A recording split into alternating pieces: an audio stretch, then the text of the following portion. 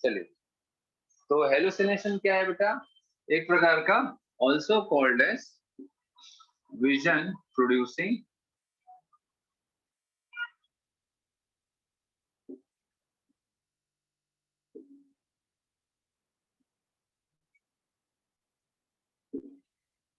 ठीक है। हेलुसिनेशन में क्या होता है? विजन प्रोड्यूसिंग ड्रग, है ना। ये क्या होता है? Vision producing drug. चलो, अब इसमें जो इम्पोर्टेंट है वो दो है, एक एलएसडी, एक कैनाबिनॉइड्स, और कभी कभी दतूरा एंड बेलेडोना का भी पूछता है। तो अपन एलएसडी का देखते हैं, मोस्ट इम्पोर्टेंट। एलएसडी, इसका फुल फॉर्म क्या होता है? Lysergic acid diethylamide. इसका फुल फॉर्म भी पूछा गया है बेटा, लाइसर्जिक एसिड डाइथाइलामाइड। ठीक है, लाइसर्जिक एसिड डाइथाइलामाइड बहुत ही पावरफुल, बहुत ही पावरफुल हेलुसिनेशन, है ना। मोस्ट पावरफुल हेलुसिनोजेनिक ड्रग है ये। ठीक है, बहुत बढ़िया हेलुसिनेशन प्रोड्यूस करता है। ये कहाँ से ऑब्टेन होता है? ये एग्जाम में कई बार पूछा गया है। ठीक है, ये कहाँ से ऑब्टेन किया गया है, कहाँ से ये मिलता है, ये बहुत बार पूछा जाता है। ठीक है, तो लिख लेना है इसमें अर्गॉट। किसी को मालूम है अर्गॉट क्या होता है?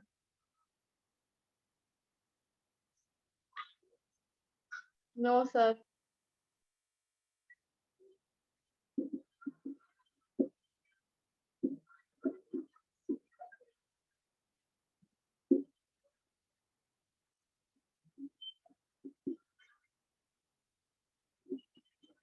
किसी को मालूम है क्लेविसेप्स परप्यूरे क्या होता है?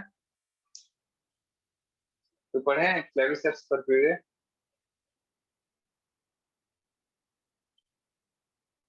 क्लास 11th में। क्यों भाई खुशी?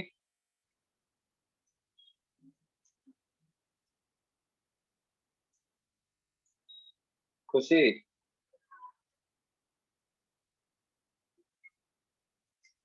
क्लेविसेप्स परप्यूरे क्या होता है? Yes sir. क्या होता है क्लेविसेप्स?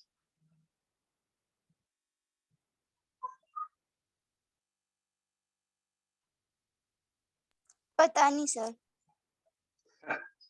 पता नहीं। आप लोग पढ़े हो बेटा? क्लेविसेप्स परप्यूरे जो है ये फंगस है, ये एक फंगस है।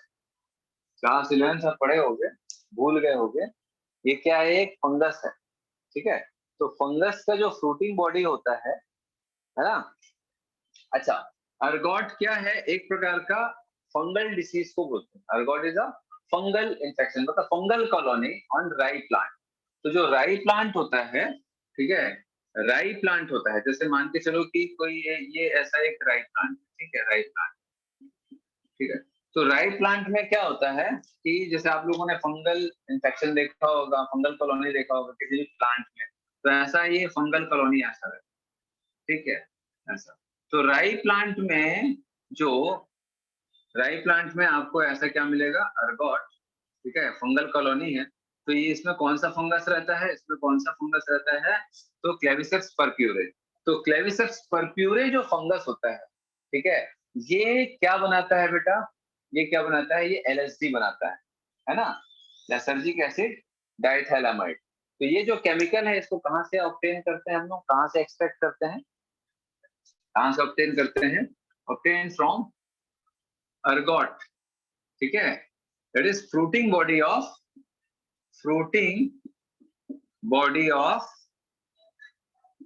Claviceps purpurea fungus. ठीक है, जो फ्रूटिंग बॉडी मालूम है ना, फ्रूटिंग बॉडी क्या होता है? फंगस का फ्रूटिंग बॉडी क्या होता है मालूम है किसी को? फंगस का फ्रूटिंग बॉडी क्या होता है?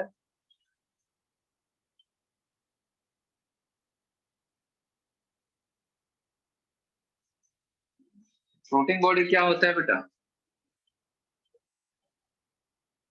फ्रूटिंग बॉडी फंगस का बेटा आप लोग फ्रूटिंग बॉडी फंगस का ही मालूम है? आप लोग कभी देखे हो ना स्पोरेंजिया वगैरह, ऐसा ऐसा पढ़े होगे?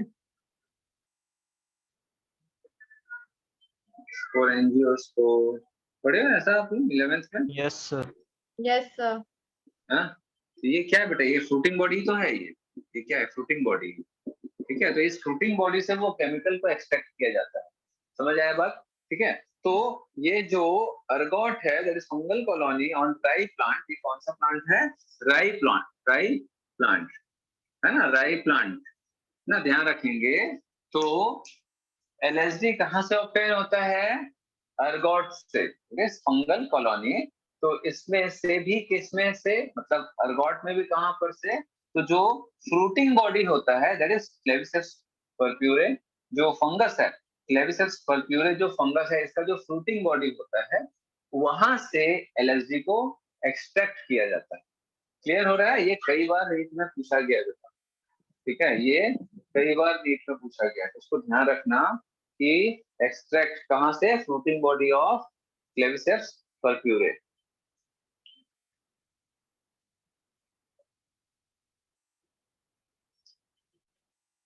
ठीक है,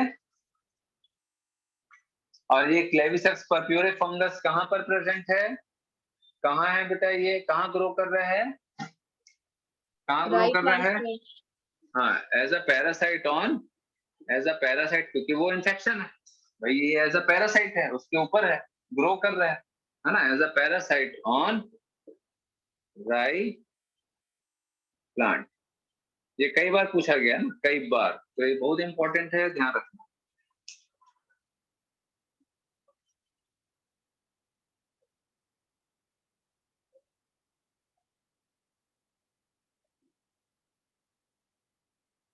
हटा दें? Yes, sir.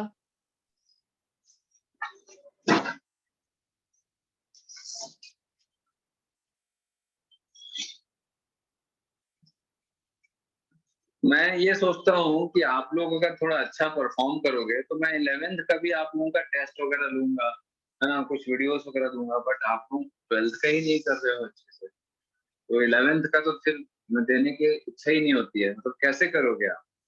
मैं सोच रहा था कि जैसे ही आप लोगों का फर्स्ट टर्म होगा, फर्स्ट टर्म के तुरंत बाद मैं आप लोगों को कुछ 11th के टॉपिक्स को रिवाइज करवाऊंगा। ठीक है, रिवाइज मतलब कि टेस्ट के थ्रू रिवीजन करवाऊंगा। कुछ डाउट होगा तो अपन वीडियोस दे दिए, या फिर मैं कुछ टॉपिक्स को मैं आप लोगों को बता दूंगा, क्योंकि मेरा सिलेबस जल्दी हो जाएगा, है ना, है ना, दिसंबर जनवरी तक के मेरा आई थिंक हो जाएगा।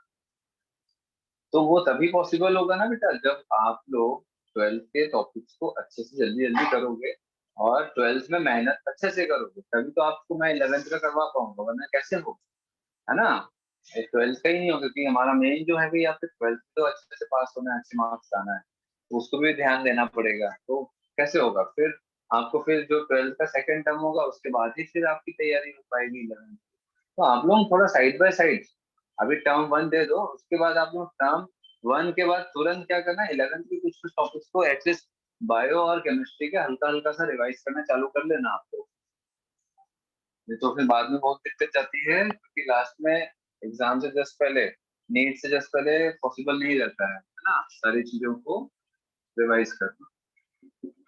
अगर फ्रेशर सिलेक्शन चाहिए तो पैटर्न को फॉलो करना पड़ेगा, मेहनत ज्यादा करना पड़ेगा, है ना। रिविजन ही एकमात्र तरीका है चीजों को याद रखने का। बार बार इसीलिए बोल रहा हूँ, क्योंकि यही सत्य है, रिविजन से ही आप चीजों को याद रख सकते हो लंबे समय तक। चलो, कैनाबोनाइड्स का मैंने बताया था, आप लोगों को याद आ रहा है क्या? जल्दी जल्दी बताओ, बताओ भाई।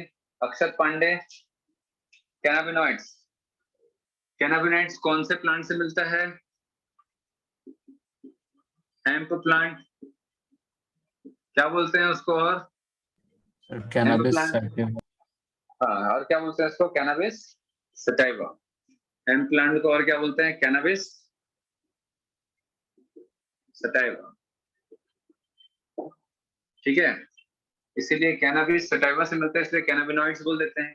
कौन कौन सा होता है, जल्दी जल्दी बताओ, कौन कौन से हेलोसिनोजेनिक प्रोडक्ट्स मिलते हैं कैनाबिनॉइड्स से या हेम्प प्लांट से? कौन कौन से हेलोसिनोजेनिक प्रोडक्ट्स मिलते हैं? जरा बताओ भाई भावना, कौन कौन से हेलुसिनोजेनिक प्रोडक्ट्स मिलेंगे बेटा? भांग, गांजा और चरस।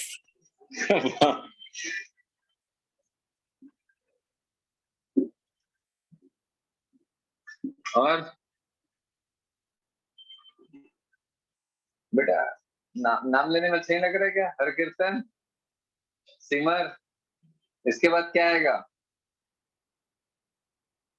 पढ़े नहीं हो मतलब आप लोग, ये तो मैं मैरिजुआना। जान, ये पढ़े नहीं हो मतलब, है ना? क्योंकि मैंने इसको जानबूझ के दिया था ताकि आप इसका एक रिवाइज कर लो एटलीस्ट, भले में से ज्यादा क्वेश्चन नहीं दिया था, क्योंकि ये सबको क्या है ना, बार मल्टीपल रिवीजन चाहिए रहते हैं मेरी जाना। इसमें से किसको हशीश बोलते हैं? सिमर, सिमर पे, इसमें से किसको हशीश बोलते हैं बेटा? चारों में से किसको हशीश भी बोलते हैं? हर कीर्तन, सिमर, अरे भाई नहीं पता तो नहीं पता तो बोलो। अनुराग, विवेक, याद नहीं सर। याद नहीं। अक्षर,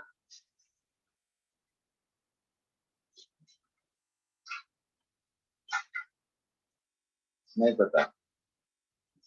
गुड। क्षितिज, सर चरस। चरस को और क्या बोलते हैं? हशीश, है ना? चलो, अब ये आप लोगों को याद हो गया होगा, ये ये कहाँ से ऑब्टेन होता है? कैनबिस सटाइवा या हेम्प प्लांट के कौन से पार्ट से भांग ऑब्टेन होता है? बोलो। लीव है, उसका फीमेल इन्फ्लोरेसेंस है ना? टिप ऑफ द लीव है ना? न्यू लीव्स है, ओल्ड लीव्स है, कंप्लीट इन्फ्लोरेसेंस है, फीमेल प्लांट, फीमेल का जो लीव्स एंड इन्फ्लोरेसेंस है वो, या फिर ड्राइड फीमेल इन्फ्लोरेसेंस है, ये क्या क्या है बताओ? तो ड्राइड खुशी, लीफ से मिलता है। खुशी, फ्रेश और ड्राइड लीव्स से, ठीक है, फ्रेश और ड्राइड लीव्स से क्या मिलता है बेटा? हाँ, बताया था, याद है आप लोगों को? मेनली जो लीव होता है, पत्ती होता है इसका, मेन उसी से ही भांग बनता है। और ये किससे होता है? ये बहुत इंपॉर्टेंट है, बहुत पकड़ाता है ये, ठीक है, ट्रकों में तो कद्दू के अंदर इसको छिपा के लाते हैं, पेपर में पढ़ना कभी आप, एक से एक जगह जगह ये लोग बढ़िया। टमाटर के कैरेट के अंदर, टमाटर ऊपर रहेगा नीचे, इसको डाल के लाते हैं तो छुपा छुपा के, बट इसका स्मेल इतना तेज होता है, इसका स्मेल इतना तेज होता है कि इसको बहुत सारे पॉलिथीन से रैपर करते हैं, फिर भी पकड़ लिया जाता है। बहुत स्मेल, अगर रख दें यहाँ पर ऐसा चूरा करके तो स्मेल भर जाता है इसका, इतना अच्छा खासा स्मेल रहता है इसका, है ना? बहुत तेज रहता है। बताओ ये किससे आता है? Female unfertilised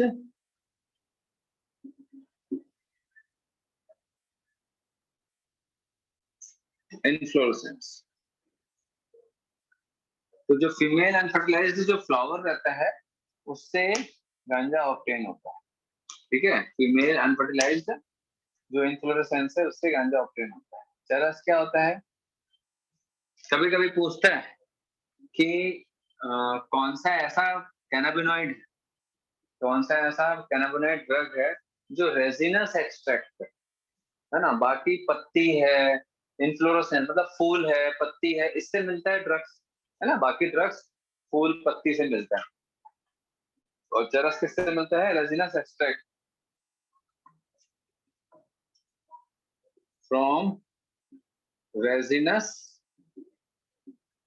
extract from top of the flower, है ना? टिप ऑफ द फ्लावर, ऐसा, एंड लीव्स। मैरिजुआना किससे मिलता है?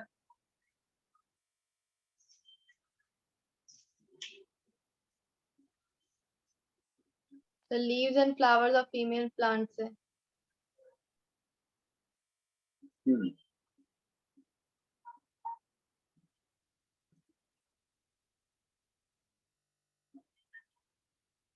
मेरिजोना किससे मिलता है? बोलो। Leaves and flowers of female plant. Leaves and flower of female plant.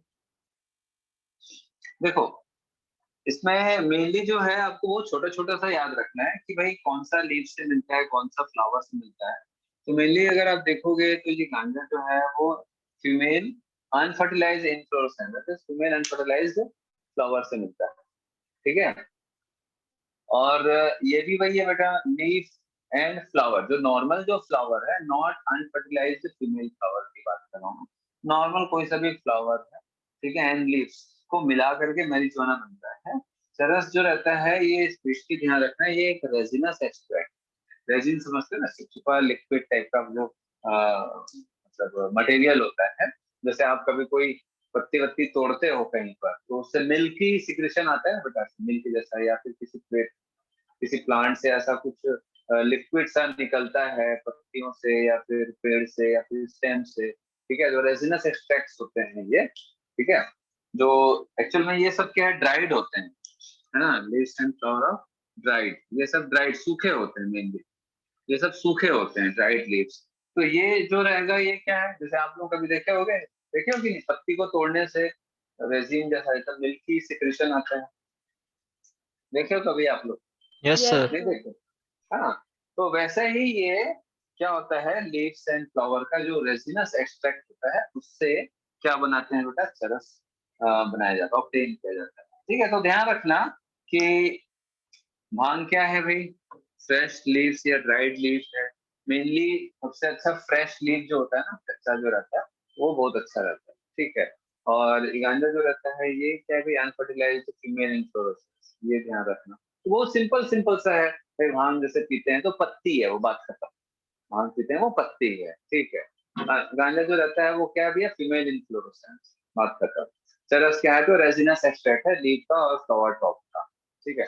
और मैरिजुआना क्या है, तो ये सूखा पत्ती और फ्लावर होता है, top of the flower, top of the leaves, जो प्लांट का जो टॉप लीव एंड फ्लावर होता है, वो ड्राई वाला जो पार्ट होगा लीव का और फ्लावर का, वो उससे मैरिजुआना होगा। ठीक है, उसको एज अ मैरिजुआना के रूप में उसको लिया जाता है। ठीक है, चलो देन उसके बाद हम लोग क्या देखेंगे, नेक्स्ट हमारा टॉपिक है, जतुरा बेटुना हो गया था, अल्कोहल एंड अल्कोहलिज्म, है ना, इसको हटा रहा हूँ मैं, अल्कोहल एंड अल्कोहलिज्म। अब देखो, अल्कोहल जो रहता है क्या है भाई, इथाइल अल्कोहल। अब किससे बनता है अल्कोहल, किससे बनता है, प्रोसेस क्या है इसका बनाने का। वैसे आप लोगों का जो नेक्स्ट टॉपिक होगा माइक्रोब्स वगैरह है ना, इन ह्यूमन वेलफेयर, उसमें ये सब का काफी अच्छा description. So alcohol fermentation of yeast से बनता है. ईस्ट, ईस्ट के द्वारा फर्मेंटेशन होता है ना, ईस्ट के द्वारा फर्मेंटेशन, अल्कोहलिज्म। तो सबसे पहले भाई अल्कोहल जो बनता है वो कैसे बनता है, ये आपको मालूम होना चाहिए, है ना। अल्कोहल क्या है भाई, इथाइल अल्कोहल, C2H5OH। ठीक है, ये कौन सा है, ये इथाइल अल्कोहल। अब ये कैसे बना, किसके फर्मेंटेशन से, ईस्ट, है ना, ईस्ट से बनेगा कि नहीं, Yes, sir. है ना। तो ईस्ट से कैसे बनेगा, रॉ मटेरियल क्या है यहाँ पर, रॉ मटेरियल क्या होगा, ये सब आप लोग पढ़े होंगे बेटा कभी ना कभी। रॉ मटेरियल क्या होगा,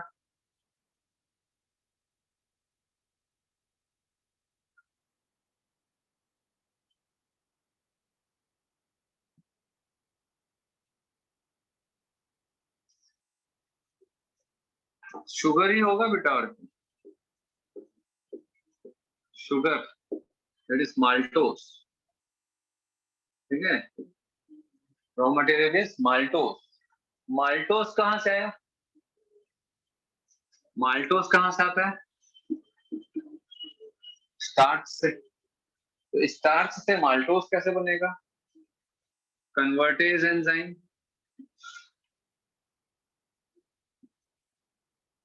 ठीक है, ये वैसे आगे है आप लोगों का, है ना, माइक्रोब्स इन ह्यूमन वेलफेयर में बहुत सारा है। ठीक है, तो स्टार्च को पहले डाइजेस्ट किया जाएगा एंजाइम के द्वारा, जिससे कि माल्टोज बनेगा, maltose form of sugar. Then उसके बाद ईस्ट जो रहेगा, है ना, ईस्ट भी एक एंजाइम बनाएगा, जाइमेस, जाइमेस एंजाइम, ईस्ट के द्वारा जाइमेस एंजाइम निकलेगा जो कि माल्टोज को इथाइल अल्कोहल में कन्वर्ट करेगा। क्लियर है? ये तो हो गया एक बेसिक सा आपका कि भाई फॉर्मेशन कैसे कैसे होता है। ठीक है, तो इसका जो रिएक्शन है मैं यहाँ पर बैलेंस नहीं कर रहा हूँ, है ना, साथ में कार्बन डाइऑक्साइड निकलेगा एज अ बाय प्रोडक्ट। तो बाय प्रोडक्ट्स में क्या क्या, ये गैसियस बाय प्रोडक्ट है और ये लिक्विड बाय प्रोडक्ट है, इथाइल अल्कोहल। ठीक है, ये गैसियस बाय प्रोडक्ट। तो ये इट इज अ अल्कोहल जो रहता है, it is a product of fermentation. क्या है? It is a product of fermentation, product of fermentation.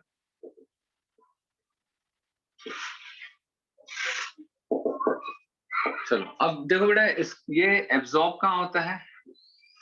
Absorb कहाँ होता है? क्लास 11 से पढ़े हो। एब्जॉर्प्शन ऑफ अल्कोहल कहाँ होता है?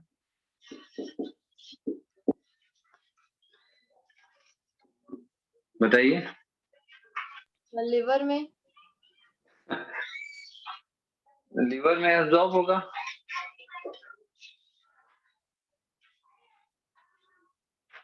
और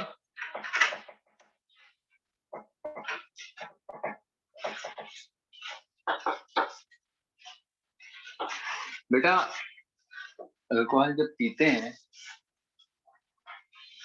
तो कहाँ पर एब्जॉर्ब होता है? कौन से पार्ट में एब्जॉर्ब? एब्जॉर्प्शन का मतलब होता है कि स्मॉल जब भी कोई प्रोडक्ट बॉडी में जाता है तो वो वहां से ब्लड में एब्जॉर्ब होता है। तो वो वहां वाला जो स्ट्रक्चर है वो क्या है? मतलब किसी एक जगह से ब्लड में एब्जॉर्ब होने को ही हम एब्जॉर्प्शन बोलते हैं। जैसे भाई आप शुगर लेते हो, अगर शुगर खाते हो तो वो बॉडी के कौन से पार्ट से ब्लड में एब्जॉर्ब होता है?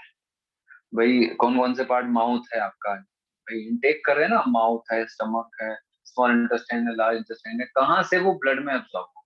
तो जब भी अल्कोहल लेते हैं तो स्टमक से ही वो ब्लड में एब्जॉर्ब होता है, और ब्लड में एब्जॉर्ब होगा तो ब्लड से फिर पूरे बॉडी में डिस्ट्रीब्यूट होगा। ठीक है, तो वो कहाँ एब्जॉर्ब होगा? ये स्टमक में। इसका एब्जॉर्प्शन कहाँ होता है? स्टमक में। स्मॉल इंटेस्टाइन में बेटा जाएगा तो काफी देर हो जाएगा, तो जल्दी जो है नशा नहीं चढ़ेगा। ठीक है, जल्दी नशे के लिए आपको स्टमक से ही एब्जॉर्प्शन चाहिए रहेगा। समझ आ रहा बात? फिर उसके बाद ये स्टमक से कहाँ जाएगा? ब्लड में। स्टमक से कहाँ जाएगा? ब्लड में एब्जॉर्ब होगा। Absorbs in blood. फिर ये ब्लड से कहाँ जाएगा? कहाँ जाएगा बोलो? लिवर में जाएगा। अब लिवर में जाएगा। ठीक है, तो कुल मिला करके जब भी कोई अल्कोहल पीता है तो वो उसके स्टमक से ब्लड में एब्जॉर्ब होता है। देन वो जो ब्लड है वो हार्ट में नहीं जाता है, वो लिवर में जाता है। तो एक्चुअल में होता ये है कि आप लोगों ने हेपेटिक पोर्टल सिस्टम पढ़ा होगा। हेपेटिक पोर्टल सिस्टम पढ़े हो आप तो? Yes sir. क्या होता है हेपेटिक पोर्टल सिस्टम में? हेपेटिक पोर्टल सिस्टम क्या होता है? जल्दी बोलो। देखो देखो, इधर ध्यान रखना, इधर ध्यान दो। जैसे ये हार्ट है ना, ये बॉडी ऑर्गन है। हार्ट है, ये बॉडी ऑर्गन। तो होता ये है कि हर एक आर्टरी निकलती है और बॉडी के ऑर्गन को सप्लाई करती है ऑक्सीजनेटेड ब्लड। हर एक बॉडी का ऑर्गन का जो वेन है वो बाहर निकलेगा, ये वेन है, और हर वेन जो रहता है वो अल्टीमेटली हार्ट में ही जाता है। ठीक है, हर एक बॉडी का जो वेन है, मतलब बॉडी ऑर्गन, कोई सा भी बॉडी ऑर्गन को, सभी का वेन बॉडी ऑर्गन से बाहर निकलेगा और अल्टीमेटली हार्ट में रीच करेगा। ठीक है, तो ये एक नॉर्मल वेन का फीचर है कि भाई वेन बॉडी के किसी भी ऑर्गन से निकलेगा और वो अल्टीमेटली किसी दूसरे ऑर्गन में नहीं जाएगा, वो एक ही ऑर्गन में जाएगा, हार्ट में। मतलब एक बॉडी ऑर्गन से निकलने के बाद वेन दूसरे बॉडी ऑर्गन में नहीं जाता है, सिर्फ और सिर्फ हार्ट में ही जाता है। क्लियर है ये? ठीक है। लेकिन अगर कोई एक बॉडी ऑर्गन से वेन निकला, कोई एक बॉडी ऑर्गन से वेन निकला और वो किसी दूसरे बॉडी ऑर्गन में चला गया, कायदे से कहाँ जाना चाहिए? हार्ट में जाना चाहिए। एक बॉडी ऑर्गन से निकला और दूसरे बॉडी ऑर्गन में वेन चला गया। अब इस ऑर्गन से वेन अल्टीमेटली, इस ऑर्गन का भी वेन होगा, इस ऑर्गन का भी वेन होगा, वो निकलेगा और फिर वो हार्ट में ही जाएगा। लेकिन एक बॉडी ऑर्गन से दूसरे बॉडी ऑर्गन में वेन अगर जाता है, कायदे से उसको नहीं जाना चाहिए। अगर ऐसा होता है तो उस वेन को पोर्टल वेन बोला जाता है। क्या बोला जाता है? It is not a normal when, it is a portal vein. समझ आया बात? क्या बोलते हैं उसको? Portal vein. दिख रहा है कि नहीं नीचे का? कट गया सर दिख रहा है। दिख रहा है, हाँ। उसको पोर्टल वेन बोलते हैं, है ना। पोर्टल वेन जो होता है हमारी बॉडी में पोर्टल सिस्टम बनाता है। जो हमारे बॉडी में, ह्यूमन में दो ही टाइप के पोर्टल सिस्टम होते हैं। एक हेपेटिक पोर्टल सिस्टम होता है, ठीक है, और दूसरा हाइपोफाइसियल पोर्टल सिस्टम होता है, जो हमारा हाइपोथैलेमस और पिट्यूटरी ग्लैंड के बीच में बनता है, वो एक होता है। दूसरा होता है हेपेटिक पोर्टल सिस्टम, जो हमारा इंटेस्टाइन, एलिमेंट्री कैनल और लीवर के बीच में बनता है, ठीक है। तीसरा भी होता है रीनल पोर्टल सिस्टम, बट वो ह्यूमन की बॉडी में नहीं पाया जाता है, ठीक है, वो अदर ऑर्गन, अदर एनिमल्स में होता है। तो हमारे में दो पोर्टल सिस्टम्स होते हैं। तो पोर्टल सिस्टम बनता है पोर्टल वेन से। पोर्टल वेन वो होता है जो एक बॉडी ऑर्गन से वेन निकल के हार्ट के बदले सीधा दूसरे ऑर्गन में जाए, ठीक है।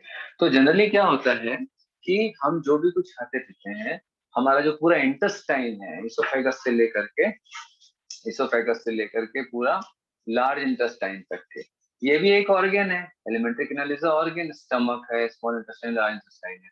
यहाँ से जो भी मटेरियल ब्लड में एब्जॉर्ब होगा, ये ब्लड कौन सा होगा? वेन कहलाएगी, ठीक है। ये ब्लड कौन सा होगा? वेन कहलाएगी। तो ये जो वेन है, ये जो वेन है ना, मान के चलो ये इंटेस्टाइन में। देखो बेटा, जैसे अगर ये आर्टरी जा रही है किडनी के पास, ठीक है, ये आर्टरी जा रही है किडनी के पास, ये आर्टरी जा रही है किडनी के पास, फिर किडनी से क्या होगा? एक वेन निकलेगा जो जाएगा हार्ट को, किडनी से फिर वेन निकलेगा जो जाएगा हार्ट में, सीधा ब्लड देगा हार्ट को। किडनी हो, चाहे ब्रेन हो, चाहे मसल हो, जो भी ऑर्गन में आर्टरी जाएगी, वहां से वेन निकलेगा और हार्ट में जाएगा। लेकिन हमारा जो इंटेस्टाइन होता है, उसमें क्या होता है कि भाई, जैसे मान के चलो ये हमारा इंटेस्टाइन एलिमेंट्री कैनाल है, पूरा एलिमेंट्री कैनाल है। एलिमेंट्री कैनाल से जो वेन निकलता है, एलिमेंट्री कैनाल से जो वेन निकलता है, वो वेन सीधा हार्ट में नहीं जाता, वो वेन जाता है सीधा लीवर में, वो वेन जाता है लीवर में। तो लीवर में पोर्टल वेन घुसता है, इसलिए उसको हेपेटिक पोर्टल वेन या हेपेटिक पोर्टल सिस्टम कहा जाता है। समझ आ रहा बात? हेपेटिक पोर्टल सिस्टम क्यों बोलते हैं? हेपेटिक का मतलब लीवर, पोर्टल वेन एंटर करता है लीवर में, इसीलिए हेपेटिक पोर्टल सिस्टम बोला जाता है, ठीक है। तो ऐसा इसीलिए होता है कि हम क्या चीज खा रहे हैं क्या नहीं, इसका चेकिंग करने का काम लीवर का होता है। Liver is a detoxifying agent. तो लीवर क्या करता है, जो भी हम कुछ खाते पीते हैं, पहले वो जाता है लीवर में पोर्टल वेन के द्वारा, ठीक है। अगर हार्ट में गया, तो मैं आपको बता रहा हूँ बेटा, अगर अल्कोहल एब्जॉर्ब हुआ ब्लड में, अगर वो डायरेक्ट हार्ट में गया, ठीक है, तो हार्ट उस अल्कोहल को पूरे बॉडी में पंप कर देगा। और ब्रेन में अगर रॉ अल्कोहल अगर जाता है, डायरेक्ट रॉ अल्कोहल अगर ब्रेन में जाता है, तो वो टॉक्सिक होता है, बहुत ज्यादा टॉक्सिक होता है। इंसान बेटा मर भी जाएगा, इतना टॉक्सिक होता है। लेकिन हर एक टॉक्सिक मटेरियल को लिवर डिटॉक्सिफाई करता है या लेस टॉक्सिक में कन्वर्ट करता है, ठीक है। तो होता ये है कि जैसे ही अल्कोहल लेते हैं, वो लिवर में जाता है, लीवर उसको चेंज कर देता है दूसरे फॉर्म, लीवर उसको चेंज कर देता है दूसरे फॉर्म में, ठीक है। तो और भी कोई अगर कोई टॉक्सिक प्रोडक्ट जाता है हमारे फूड के द्वारा, ठीक है, तो अगर कोई जहर है या कोई टॉक्सिक प्रोडक्ट, तो उसको भी लीवर थोड़ा सा डिटॉक्सिफाई करता है या उसको लेस टॉक्सिक में कन्वर्ट करता है, ठीक है। दूसरा चीज कि जैसे मान के चलो कि कोई ऐसा प्रोडक्ट है जो हमारी बॉडी के लिए हार्मफुल है, तो भी लिवर उसको लेस हार्म में कन्वर्ट कर देता है। इसीलिए क्या होता है, जो भी हम, देखो बेटा, हमको नहीं मालूम है हम क्या चीज खा रहे हैं, मे बी वो अच्छा है, मे बी वो बुरा है। तो इसीलिए क्या होता है कि लीवर में बाईपास किया जाता है, ब्लड वेसल को हार्ट में नहीं भेजा जाता। हार्ट में भेजेंगे तो वो टॉक्सिक प्रोडक्ट को भी पूरे बॉडी में डिस्ट्रीब्यूट करके नुकसान पहुंचाएगा। लिवर इसीलिए सब कुछ चेक करता है। और जैसे माइक्रोब्स वगैरह, हम जो भी कुछ खाते पीते हैं, कई बार बहुत सारे माइक्रोब्स होते हैं, बैक्टीरिया होते हैं जो हमारे ब्लड में एब्जॉर्ब हो जाते हैं, वो भी हार्ट में नहीं जाता। अगर हार्ट में चला गया तो क्या होगा, नुकसान करेगा। तो लीवर में जाएगा, लीवर में कफर सेल्स होते हैं, वो उस माइक्रोब को भी डिस्ट्रॉय कर देते हैं। ठीक है, तो अल्कोहल लीवर में जाता है, तो लीवर में जितना ज्यादा अल्कोहल पहुंचेगा, लीवर को उतना ही ज्यादा अल्कोहल को कन्वर्ट भी करना पड़ेगा। ठीक है, उसको कन्वर्ट भी करना पड़ेगा। तो भाई वो टॉक्सिक है, इथाइल अल्कोहल एक प्रकार से टॉक्सिक ही केमिकल है, टॉक्सिक केमिकल है, कोई अच्छा केमिकल नहीं है हमारे। तो उसको बार बार लिवर क्या कर रहा है, चेंज कर रहा है, चेंज कर रहा है, चेंज कर रहा है। तो बहुत ज्यादा अगर चेंज करेंगे तो लिवर के जो सेल्स होते हैं, हेपेटोसाइट्स, वो धीरे धीरे क्या हो जाते हैं बेटा, मरने लगते हैं, डिस्ट्रॉय होने लग जाते हैं। और जैसे ही लिवर के सेल डिस्ट्रॉय होते हैं, लिवर के सेल्स की जगह पर फैट डिपोजिशन चालू हो जाता है, फैट डिपोजिट होना चालू हो जाता है। ठीक है, तो जो लिवर है, तो जो लिवर है ना, फैट डिपोजिशन चालू हो गया। जो लिवर है, उसके जो हेपेटोसाइट्स है, उसके जो hepatocytes, that is liver cells, तो सेल्स जो है वो डिस्ट्रॉय होते जाएंगे, सेल्स डिस्ट्रॉय होते जाएंगे, और वहां पर सेल की जगह पर फैटी टिश्यू डिपॉजिट होना चालू हो जाते हैं। और जब फैटी टिश्यू, मतलब सेल मरेंगे, सेल मरेंगे तो उसके जगह पर कुछ ना कुछ तो आएगा, खाली तो ना होगा। तो सेल मरते जाते हैं और फैट डिपोजिशन होते जाता है, जिससे कि सेल का सेल का नंबर कम होते जाता है लीवर। तो लीवर में जो भी फंक्शन है, liver is a chemical factory of our body. बहुत सारे मेटाबॉलिक प्रोसेस होते हैं बेटा, ढेरों, कई सौ, hundreds of metabolic activities perform किया जाता है लीवर में। बहुत बड़ा केमिकल फैक्ट्री बोलते हैं इसे। तो ये क्या कर रहा है, ये डिटॉक्सिफिकेशन के चक्कर में अपने आप को भी बर्बाद कर रहा है। तो लीवर धीरे धीरे डिस्ट्रॉय होना चालू होता है। ठीक है, और उसकी जगह पर फैट डिपोजिशन चालू होता है। समझ आ रहा है? अगर समय पर अल्कोहल को छोड़ दें तो वापस रीजनरेट होता है इसके सेल्स, इसके सेल वापस रीजनरेट होंगे। लेकिन अगर लंबे समय से अगर ऐसा होता आ रहा है तो क्या होगा, लीवर के सेल धीरे धीरे डिस्ट्रॉय होते जाते हैं। लेकिन एक सबसे खास बात ये है कि बॉडी का कोई भी ऑर्गन है, अगर वो 30% भी डिस्ट्रॉय होता है तो बेटा काम करना मुश्किल हो जाता है उस ऑर्गन का। क्या बोला मैं, 20-30% भी अगर, 20 to 30% भी अगर किसी ऑर्गन, कोई ऑर्गन को नुकसान पहुंचता है बॉडी के किसी भी ऑर्गन, तो उस ऑर्गन को काम करने में काफी दिक्कत होती है। और मैं आपको बता दूं, लिवर ऐसा एक ऑर्गन है जो 50% भी डिस्ट्रॉय हो जाता है अल्कोहल के कारण या किसी भी रीजन के कारण, तो भी बॉडी में बहुत ज्यादा फर्क नहीं पड़ता। 50% लीवर भी उतना ही काम करता है जितना 100% लीवर, लगभग लगभग। इसीलिए लोगों को बिल्कुल पता नहीं चलता कि यार लीवर उसका बर्बाद हो। ठीक है, फिर जैसे 50% से 55, 60, 70% पहुंचता है, तब जा करके प्रॉब्लम्स आना चालू होता है। फिर भी अगर उसको नेग्लेक्ट किया जाए तो जब 80% क्रॉस हो जाता है, लिवर डैमेज 80% क्रॉस हो जाता है, देन उसके बाद प्रॉब्लम बहुत सीवियर हो जाता है। ठीक है, और हम उस कंडीशन को फिर बोल देते हैं लिवर सिरोसिस। तो पहले फैटी लीवर होगा, ठीक है, पहले लीवर में फैटी सब्सटेंस डिपॉजिट होगा, उस कंडीशन को हम फैटी लीवर सिंड्रोम बोलेंगे। देन उसके बाद उसी को हम आगे कंडीशन, तो सीवियरिटी होगा, दैट इज लिवर सिरोसिस हो जाएगा। लिवर सिरोसिस में क्या होता है कि भाई अब फाइबर्स पूरा लिवर के अंदर, सेल की जगह पर फैट और फाइबर्स जम गए हैं, है ना, सिरोसिस हो गया है, पूरा फाइबर्स डिपोजिशन। अब वो रीजनरेट नहीं कर पा रहा है, लीवर रीजनरेट नहीं कर पा रहा है, पूरा सिरोसिस हो गया है उसमें, है ना, फैट एंड फाइबर्स का डिपोजिशन हो गया है। देन नेक्स्ट स्टेज में फिर ये जो सिरोसिस होता है आगे चल के ये कैंसर में भी कन्वर्ट हो जाता है। ठीक है, और फिर उसके बाद लीवर कंप्लीटली डैमेज भी हो जाता है। तो उस कंडीशन में फिर इंसान का जीवित रह पाना बहुत मुश्किल है, क्योंकि लीवर बहुत इंपॉर्टेंट ऑर्गन है, इतने सारे काम करता है कि आप सोच नहीं सकते।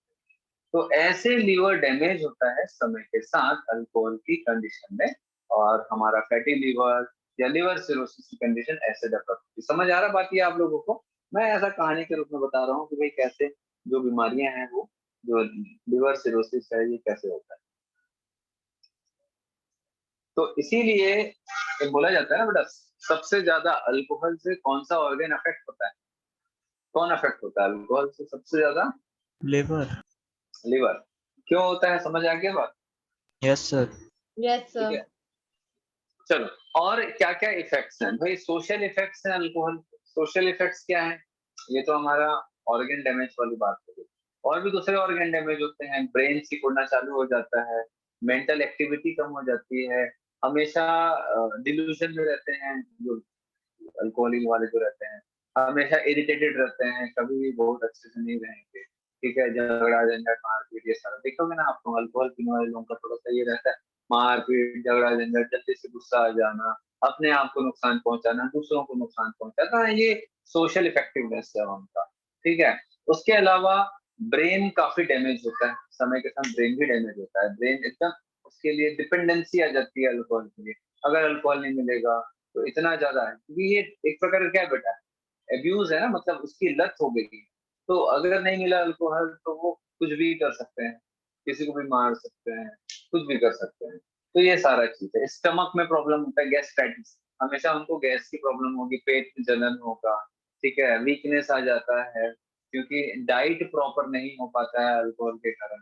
कई लोग ऐसा बोलते हैं अल्कोहल पीने से डाइट अच्छा रहता है, वो स्मॉल अमाउंट है। लेकिन आपको बता दूं, अल्कोहल वेरी लिटिल क्वांटिटी में बहुत अच्छा है, क्योंकि ये कैलोरीजेनिक है, मतलब कैलोरी प्रोड्यूस करता है बॉडी में। ठीक है, बहुत लिमिटेड क्वांटिटी में और लिमिटेड समय के लिए अगर लिया जाए, मतलब हफ्ते में 2 दिन 3 दिन, जैसे कि बहुत सारे जो ठंडे देशों में होता है, ठंडे देशों में कैलोरीजेनिक का मतलब हीट प्रोड्यूस करता है, ये गर्मी प्रोड्यूस करता है। तो एक्चुअल में जो सच बताऊं तो जो वाइन वगैरह लेने का जो चलन है वो ठंडे देश में से, इसीलिए क्योंकि उससे गर्मी आती है शरीर। कैलोरीजेनिक है, मेटाबॉलिक एक्टिविटी को बढ़ा देता है, भूख बढ़ा देता है।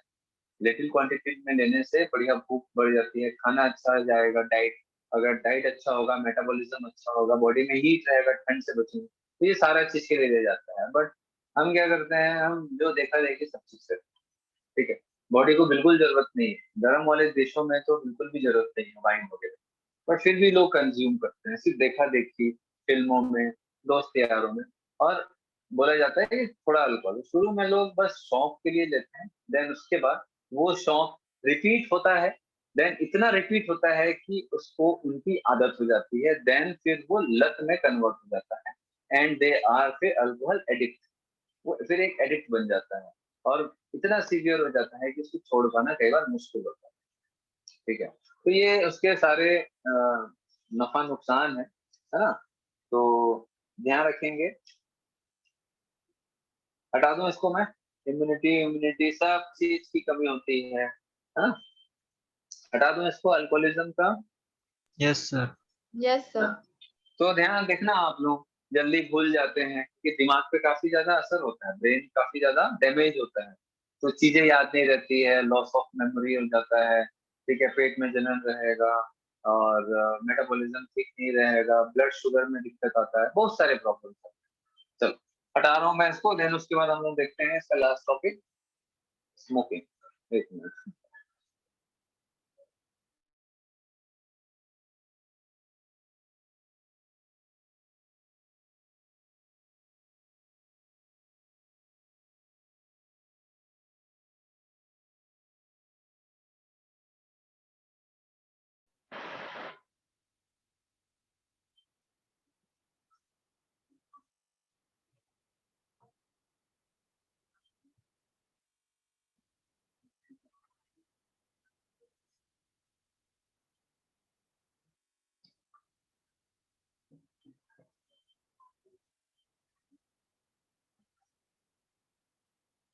स्मोकिंग, देखो बेटा, smoking is a tobacco product.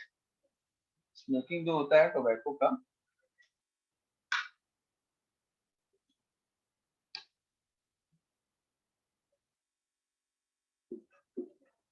ठीक है, तो स्मोकिंग जो है वो किसका किया जाता है, तो मेनली जो है सिगरेट बीड़ी, है ना, तो ये सब का जो स्मोकिंग होता है वो टोबैको का किया जाता है। ठीक है, that is leaves of tobacco plant. क्या बोलते हैं टोबैको प्लांट को, बताओ?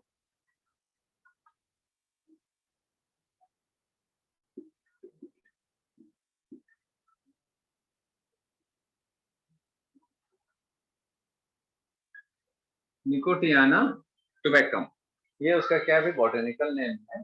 तो जो टोबैको प्लांट होता है ना, तंबाकू का जो प्लांट होता है, उसका जो सूखा पत्ती होता है, दैट इज ड्राइड लीव्स, है ना, इसको हम ड्राइड लीव्स बोलते हैं। दैट इज ड्राइड लीव्स होता है टोबैको प्लांट का, उसको कंज्यूम किया जाता है, स्मोक किया जाता है। अब इसमें वैसे तो 200 से ज्यादा कंपाउंड्स होते हैं, 200 से ज्यादा केमिकल कंपाउंड्स होते हैं, लेकिन सभी केमिकल कंपाउंड में से एक ही केमिकल के कारण इसको कंज्यूम करता है, मतलब जिससे लत लगती है लोगों को, मालूम है क्या? No, sir. Nicotine. Nicotine nicotine एक ऐसा केमिकल है जिसके कारण लोगों को मतलब स्मोकिंग की, बोलते हैं ना बेटा, एक लत लग जाती है कि भाई बिना स्मोकिंग के नहीं रह पाते। तंबाकू चबाते हैं तो तंबाकू जैसे खाते हैं, गुटखा खाते हैं जिसमें तंबाकू रहता है, तो ये जो आदत होती है वो निकोटीन के कारण होता है। निकोटीन जो केमिकल होता है, ये कार्सिनोजेनिक होता है या नॉन कार्सिनोजेनिक होता है?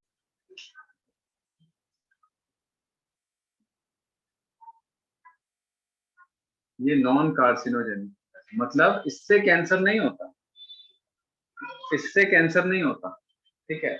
लेकिन इससे ब्रेन जो रहता है उसकी आदत हो जाती है, ब्रेन को उसकी आदत हो जाती है, क्योंकि ये एक प्रकार का स्टिमुलेट करता है ब्रेन को, स्टिमुलेट नहीं है बट एक प्रकार का स्टिमुलेटरी इफेक्ट होता है ब्रेन में, ठीक है, उसकी लत हो जाती है। जब तक ब्रेन को निकोटिन नहीं मिलता है तब तक ब्रेन सेटिस्फाई नहीं होता है, आदत के बाद, क्योंकि हम ह्यूमंस जो हैं हम आदत के गुलाम होते हैं, है ना।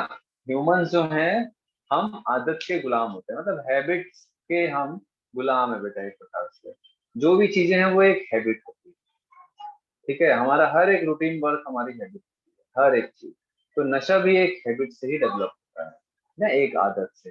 तो निकोटिन उस आदत को मेंटेन करने में हेल्प करता है। तो लेकिन सबसे अच्छी बात यह है कि भैया इससे कैंसर नहीं होता, और आपको बता दूं कि इंसान सिर्फ निकोटिन लेने के लिए ही स्मोकिंग करता है या तंबाकू चबाता है, ठीक है। लेकिन निकोटिन के अलावा बाकी जो केमिकल्स हैं वो हार्मफुल होते हैं और वो कार्सिनोजेनिक होते हैं, ठीक है, जैसे पीओएच हो गया, बहुत सारे जो अदर केमिकल्स होते हैं, अदर केमिकल्स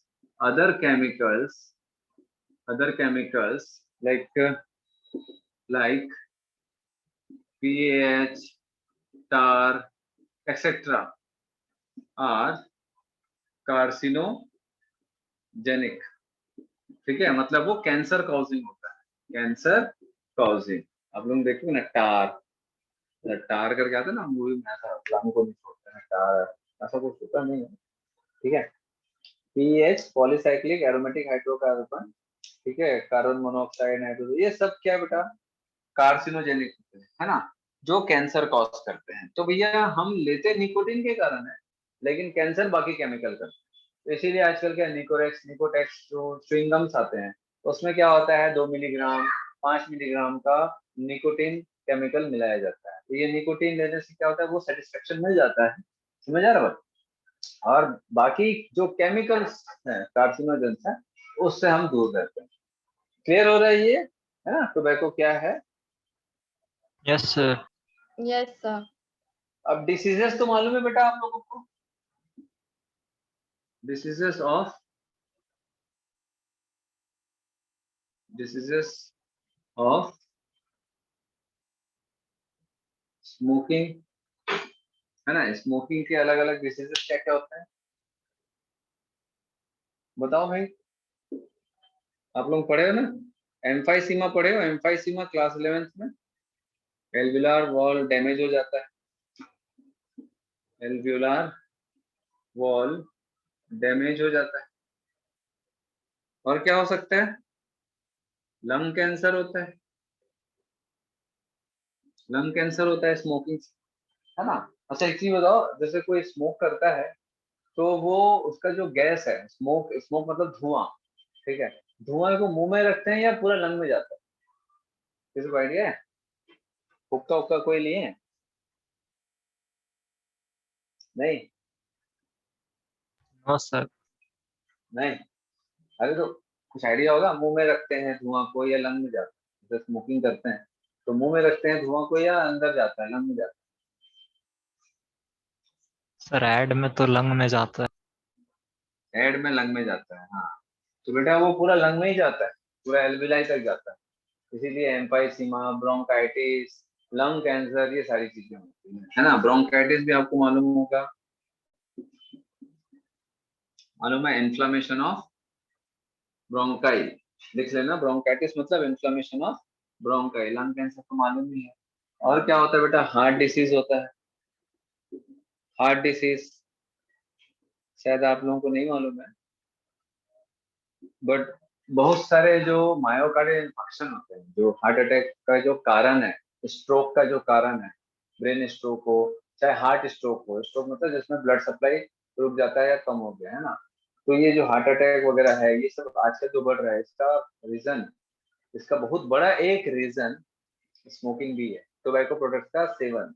तो टोबैको प्रोडक्ट से क्या होता है, स्ट्रोक का खतरा बढ़ जाता है, हार्ट अटैक का खतरा बढ़ जाता है, ठीक है, क्योंकि इसमें थ्रोम्बोसिस होता है। इस टोबैको प्रोडक्ट्स के कारण थ्रोम्बोसिस, ब्लड क्लॉट होने का डर काफी रहता है, ठीक है। तो हार्ट डिसीज भी होता है, बहुत सारी बीमारियां होती है, कुल मिला करके बेकार है। चलो, क्लियर है इतना? Yes sir. देखो मैं शॉर्ट में बताया हूँ, बहुत ज्यादा इसमें डिटेलिंग का कोई मतलब नहीं, आप लोग पढ़ोगे तो समझ आ जाएगा, बट इसमें मेन मेन क्या क्या है वो मैं बता दिया हूँ। अब इसमें कुछ वो है बेटा आप लोगों का लास्ट में, prevention and control. Prevention and control तो भाई जो भी ड्रग एब्यूज है ना, या एब्यूसर्स है ना, जो भी ड्रग्स हैं उसको हम कैसे प्रिवेंट कर सकते हैं। Prevention and control of drug abusers या ड्रग एब्यूज कैसे करेंगे? प्रॉपर काउंसलिंग करेंगे, ठीक है, ध्यान रखेंगे बच्चों की जो संगति है, किनके साथ है, उनके दोस्त कैसे हैं, है ना। समझ आ रहा बात? नॉट ओनली बॉयज, गर्ल्स भी स्मोकिंग करते हैं आजकल काफी ज्यादा मात्रा में, ठीक है। ये सारी चीजें जो है एक्चुअल में सिर्फ बाहरी दुनिया को देखकर, इससे कुछ हासिल नहीं होता। स्मोकिंग अल्कोहलिज्म से कुछ हासिल नहीं होता, ऐसा कोई भी चीज नहीं, ऐसा ऐसा वो इतना बड़ा कोई एंजॉयमेंट का तरीका नहीं है। बट होता ये है कि हम सिर्फ देखते हैं।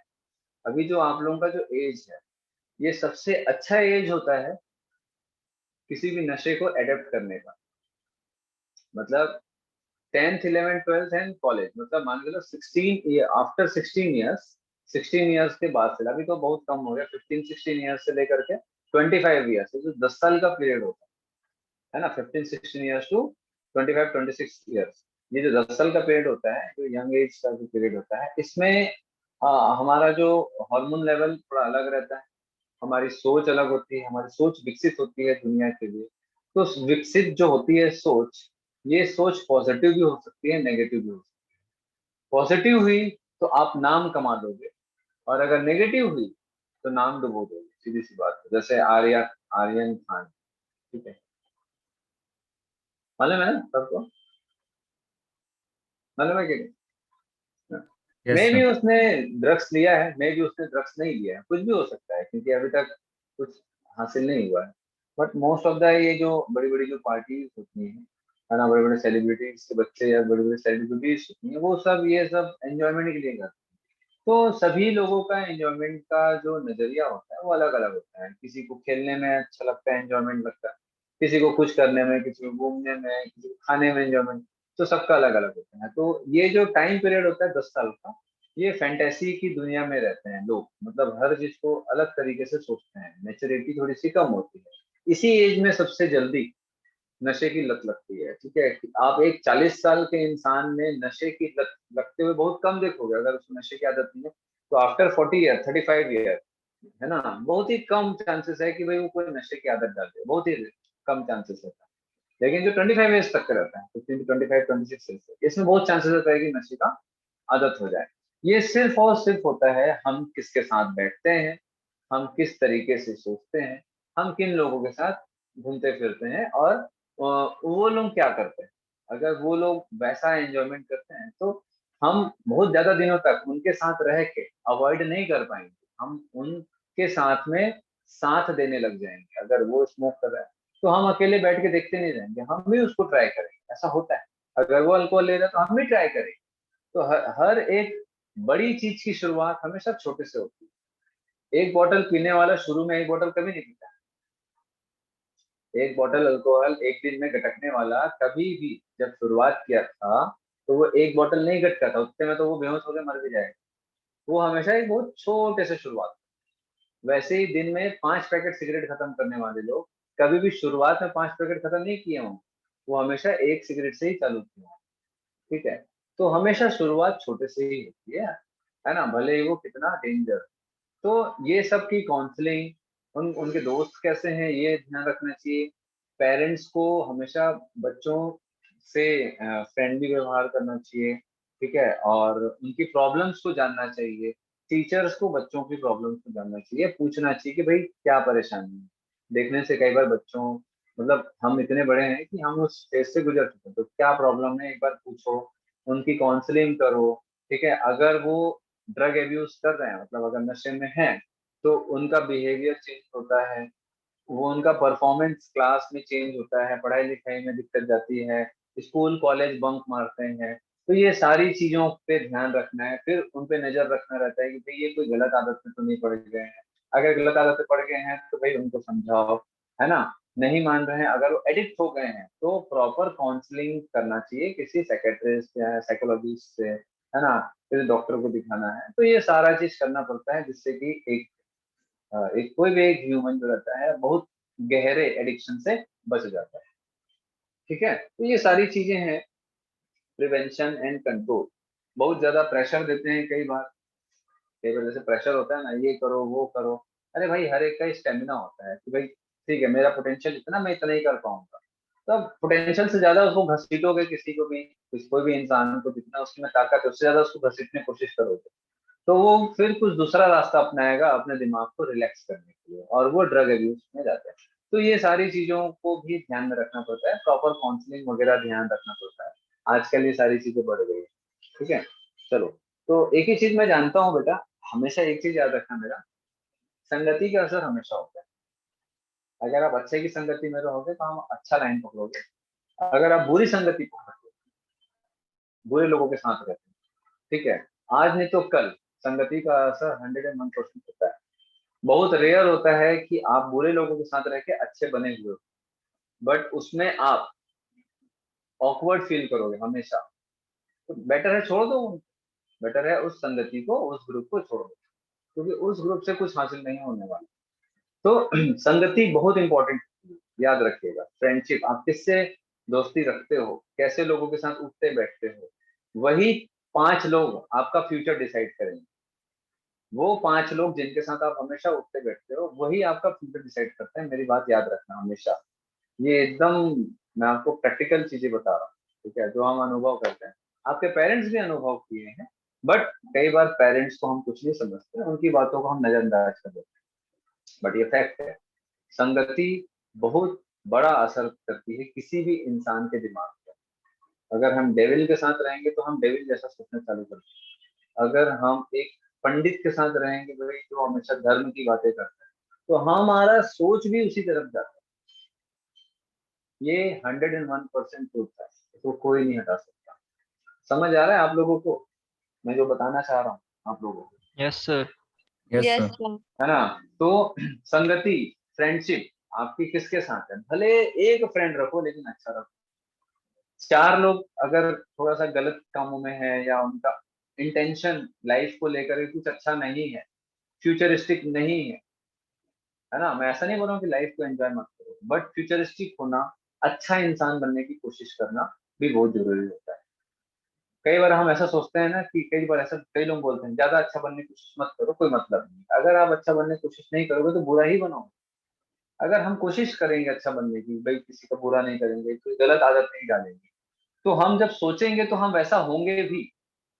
ठीक है। तो हमको अच्छा सोचना रहता है, हमको अच्छे लोगों के साथ हमेशा उठना बैठने की कोशिश करो। मैं ऐसा नहीं बोल रहा हूँ कि उनसे मुंह मोड़ लो, लेकिन उनके साथ ज्यादा उठने बैठने की जरूरत नहीं है जो गलत कामों में है, नशे में है, या गलत सोच रखते हैं, या नेगेटिव अप्रोच रखते हैं लाइफ को लेकर। कभी उनके साथ बहुत ज्यादा इन्वॉल्व नहीं होना है। हमेशा positive person and good person के साथ रहो, भले वो एक हो। एक अच्छा फ्रेंड भी 100 से बढ़कर होता है, याद रखिएगा। ठीक है, मैं अपने लाइफ में हमेशा अच्छे फ्रेंड, लिमिटेड फ्रेंड्स बनाता हूँ। मेरा फ्रेंड का ग्रुप बहुत बड़ा है। मैं किसी से कभी दुश्मनी नहीं दिखा, कभी किसी से गलत बात नहीं किया। स्कूल में हमेशा सबसे अच्छा दोस्ती यारी रहा। कॉलेज में मेरा हमेशा सबसे अच्छी दोस्ती यारी रहा। कॉलेज में हमेशा ग्रुपिंग होता है, बट मेरा हर एक ग्रुप से अच्छा फ्रेंडशिप रहा है, हर एक ग्रुप से हमेशा। ठीक है, लेकिन स्कूल या कॉलेज में मेरे बहुत गिनती के अच्छे फ्रेंड्स हैं जिनके साथ मेरा उठना बैठना। ठीक है, तो ये सारी चीजें जो है, मतलब मुझे एक चीज सिखाया कि भाई हम किसके साथ रहते हैं वही हमारा फ्यूचर डिसाइड। बात खत्म। चलो, क्या डाउट था बताओ, फिर क्लास खत्म करते हैं। सर वो जो